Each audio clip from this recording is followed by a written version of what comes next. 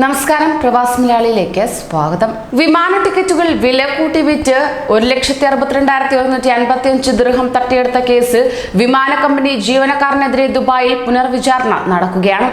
ഉപഭോക്താക്കൾക്ക് നൽകിയ ബില്ലുകളിലും ഇലക്ട്രോണിക് ഡാറ്റയിലും തിരിമറി കാണിച്ചായിരുന്നു തട്ടിപ്പ് നടത്തിയത്.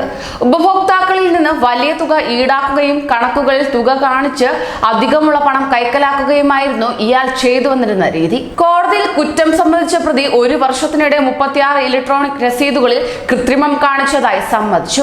ഇതനുസരിച്ച് കേസിൽ നേരത്തെ ഇയാൾക്ക് 1 വർഷം ജയിൽ ശിക്ഷയും വിധിക്കുകയായിരുന്നു. തട്ടിയെടുത്ത 1,62,155 ദിർഹം തിരികെ നൽകണമെന്നും ഇതിനു പുറമെ 1,80,000 ദിർഹം പിഴയടക്കണമെന്നും ശിക്ഷ അനുഭവിച്ച ശേഷം നാടുകടത്താനുമായിരുന്നു വിധി പ്രഖ്യാപിച്ചത്. 2016 മുതൽ വിമാന കമ്പനിയിൽ ജോലി ചെയ്തു വരികയാണെങ്കിലും സംഭവം പുറത്തറിഞ്ഞത് 2019 സെപ്റ്റംബർ 9-നായിരുന്നു. ഇടപാടുകൾ പരിശോധിച്ചപ്പോൾ സംശയം തോന്നിയ തങ്ങൾ വിശദമായ അന്വേഷണം നടത്തുകയായിരുന്നുവെന്ന് കമ്പനിയുടെ സെക്യൂരിറ്റി കൺട്രോളർ അറിയിക്കുകയായിരുന്നു. യഥാർത്ഥത്തിൽ ഉണ്ടായിരുന്നതിനേക്കാൾ വലിയ വിലയ്ക്ക് ഇയാൾ ടിക്കറ്റ് വിറ്റിരുന്നതായി പരിശോധനയിൽ കണ്ടെത്തുകയും ചെയ്തു. വിലയിലുള്ള വ്യത്യാസം സ്വന്തം പോക്കറ്റിലുമാക്കി.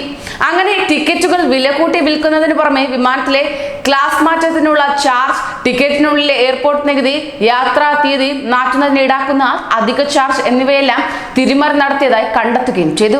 പിടിക്കപ്പെട്ടപ്പോൾ തട്ടിയെടുത്ത പണം മുഴുവൻ തിരികെ നൽകാമെന്ന് ഇയാൾ സമ്മതിക്കുകയായിരുന്നു.